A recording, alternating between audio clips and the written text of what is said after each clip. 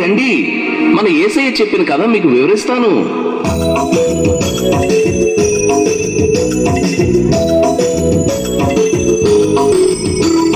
లూకా 16వ అధ్యాయంలో ధనవంతుని వాకిట లాజరున్నాడు. లూకా 16వ అధ్యాయంలో ధనవంతుని వాకిట లాజరున్నాడు.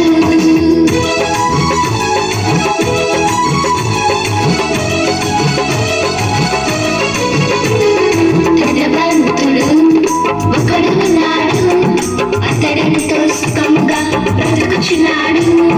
ధనవంతుడు ఒకడు ఉన్నాడు, అతడెంతో సుఖముగా బ్రతుకుచున్నాడు. ఎవరక్కడ? నేను బయటికి వెళ్ళాలి. అంబారి కట్టించండి.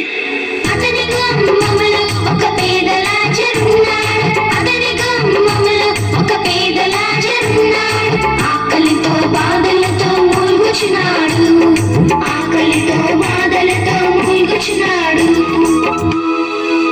దేవా, నా రాజా, ఆకలేస్తుంది నాయన. ఈ పుళ్ళ బాధ కూడా భరించలేకపోతున్నాను తండ్రి.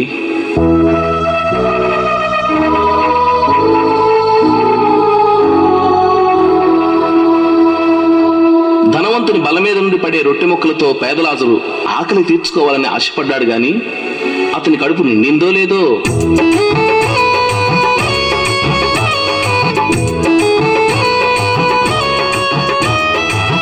ఆకలి తీరక బలమే చాలక ఆకర్షణములే ఊపిరి లేనిగా అయ్యో లాజరు నీ గతి ఎంతైనా, అయ్యో లాజరు నీ గతి ఎంతైనా అంటూ అందరూ వినిపించారు. లాజరు చనిపోయాడు. అతని మృతదేహాన్ని ఈడ్చి అవతల పారేశారు ఆ ధనవంతుని సేవకులు. లాజరు పేదవాడైనప్పటికీ తన సృష్టికర్త అయిన యెహోవాను ఆశ్రయించినవాడు కాబట్టి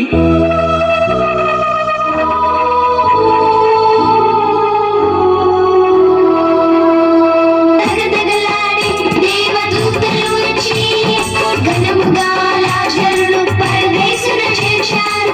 అబ్రహాము రొమ్మున ఆనుకున్నాడాయన.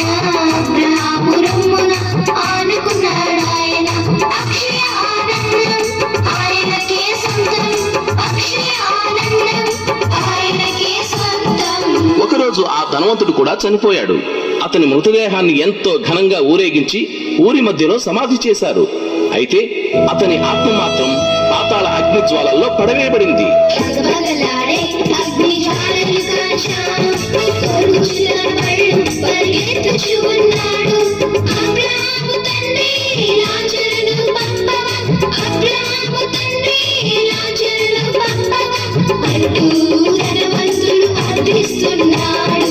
అంటూ ధనవంతుడు అర్థిస్తున్నాడు. లూకా 16వ అధ్యాయంలో ధనవంతుని వాకిట లాజరున్నాడు. లూకా 16వ అధ్యాయంలో ధనవంతుని వాకిట లాజరున్నాడు. అన్నలు, అక్కలు, తమ్ముళ్ళు, చెల్లెళ్ళు, ఇంతకు మీరేమనుకుంటున్నారు? ధనవంతుల్లా దేవుని నిర్లక్ష్యం చేసి నరకానికి వెళ్తారా? పేదవాడైనప్పటికీ దేవునిలో విశ్వాసం ఉంచి చివరకు పరదేశు చేరిన లాజరులా ఉంటారా?